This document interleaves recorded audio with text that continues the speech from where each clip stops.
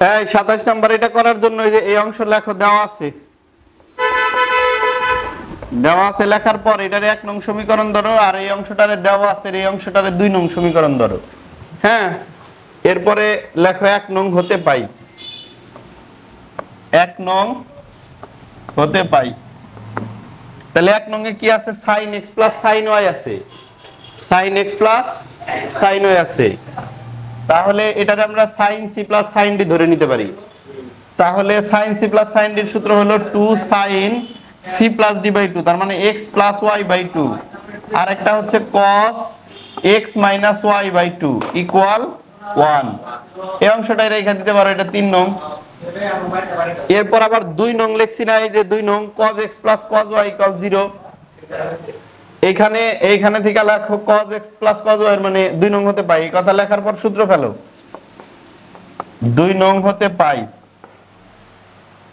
তো এখানে কি আছে? cos x plus cos y আছে, cos c plus cos d এর সূত্র ফেলবা। cos c plus cos d এর সূত্র কি? 2 cos x plus y by 2,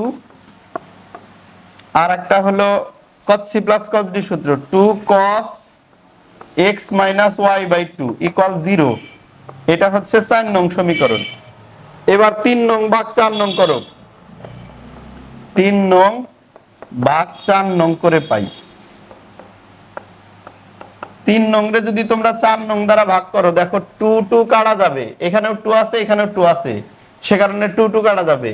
এইখানে cos x minus y by 2 আছে, এখানেও cos x minus y by 2 আছে, এই দুইটাই কাটা গেল। তাহলে এটা দ্বারা ভাগ করলে sin বাই cos মানে কি? tan x plus y by 2 equal to কত? এখানে 1 এখানে 0, তাহলে 1 ভাগ 0 মানে কি? অসংজ্ঞায়িত।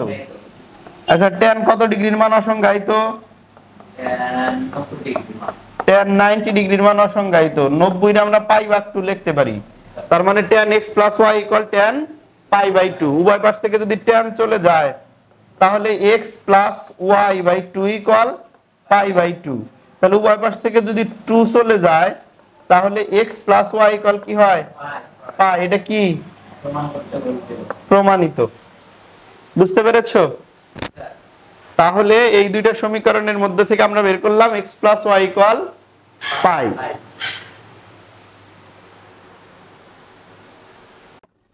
এই দেখো 28 নাম্বার তাহলে করব। 28 নম্বরে কি দেওয়া আছে? 28 নম্বরে এখানে দেওয়া আছে a cos alpha plus b sin alpha. দেখো আমরা লিখতেছি a cos alpha plus b sin alpha equal কি দেওয়া আছে? a cos beta plus b sin beta, এই জিনিসটা দেওয়া আছে। এখন এটা থেকে আমরা ওইখানে যে জিনিসটা আছে ওইটা বানাইতে গেলে তোমরা ওই প্রশ্নটা একটু খেয়াল করো। দেখো প্রশ্নটার ভিতরে কি আছে? প্রশ্নটার ভিতরে আছে যে cos square alpha plus beta ভাগ 2, আর একটা আছে minus sin square alpha plus beta ভাগ 2, আবার a square minus b square by a square plus b square আছে। তাহলে এখান থেকে তুমি বুঝতেই পারতেছো যে এখানে যে কয়টা টার্ম আছে প্রত্যেকটার বর্গ করা লাগবে স্কয়ার বানাইতে গেলে। তারপর আবার a স্কয়ার মাইনাস আছে, a স্কয়ার প্লাস আছে, b স্কয়ার আছে। এখান থেকে তোমরা যে জিনিসটা বুঝতে পারছো সেটা হচ্ছে এখানে যোজন বিয়োজন করা লাগবে। আমরা এই কাজগুলাই আর কি করব। দেখো তো ওই কাজ করার আগে যে কাজ করব, ওই যে যার সাথে যার সম্পর্ক, হ্যাঁ, এই যে a cos আলফার সাথে কার সম্পর্ক? ওই পাশে a cos বিটার সম্পর্ক, এজন্য এইগুলা এক পাশে লিখলাম। আবার এরপরে এই যে এই অংশটা ওই পাশে নিয়ে নাও, b sin beta minus b sin alpha. এবার দেখো এই দুইটার মধ্যে a কমন আছে না? a কমন নাও, তাইলে cos alpha minus cos beta হবে। আর এই পাশে b কমন নিলে sin beta minus sin alpha হবে। cos c minus cos d সূত্র 2 sin alpha plus beta divided by 2, আরেকটা কি sin beta minus alpha divided by 2 নাকি equal b into sine c minus sine d 2 cos beta plus alpha divided by 2 sine beta minus alpha divided by 2।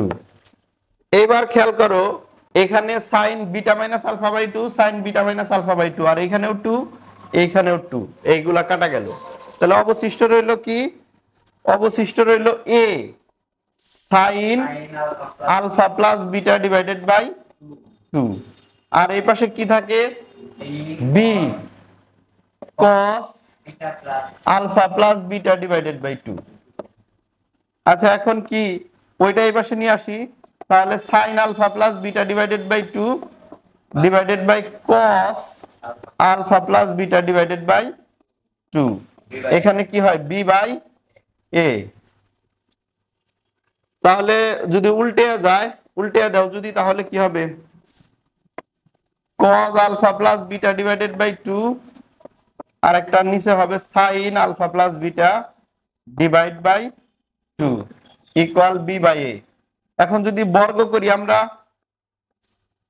তাহলে cos square alpha plus beta divided by 2 আর কি নিচে sine square alpha plus beta divided by 2 equal b square by a square.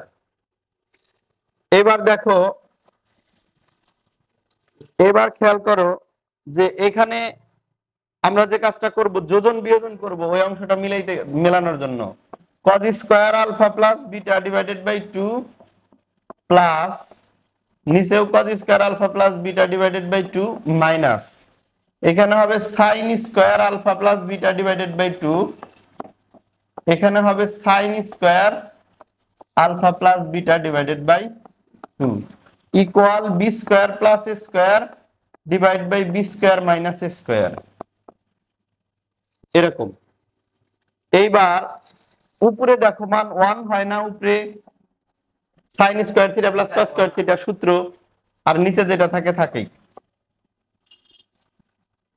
এই বিপরীতকরণ করলাম কোন পাশে? এই যে cos উপরে ছিল, এই যে sin বাই cos এই পাশে চেঞ্জ করছি, কিন্তু এই পাশে চেঞ্জ করি নাই, তাই না?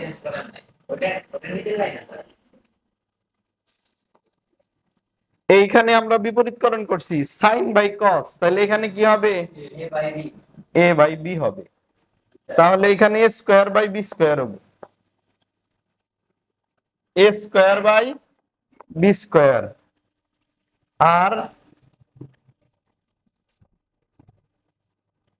a square by b square plus নিচেও তো a square minus b square হবে।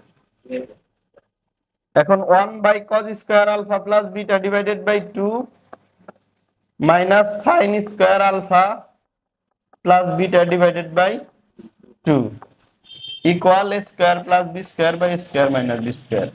এখন বিপরীতকরণ করলে যেটা হবে সেটাই বানাইতে বলছিল আসলে। cos square alpha plus beta divided by 2 minus sin square alpha plus beta divided by 2 equal a square minus b square by a square plus b square. এটাই ছিল।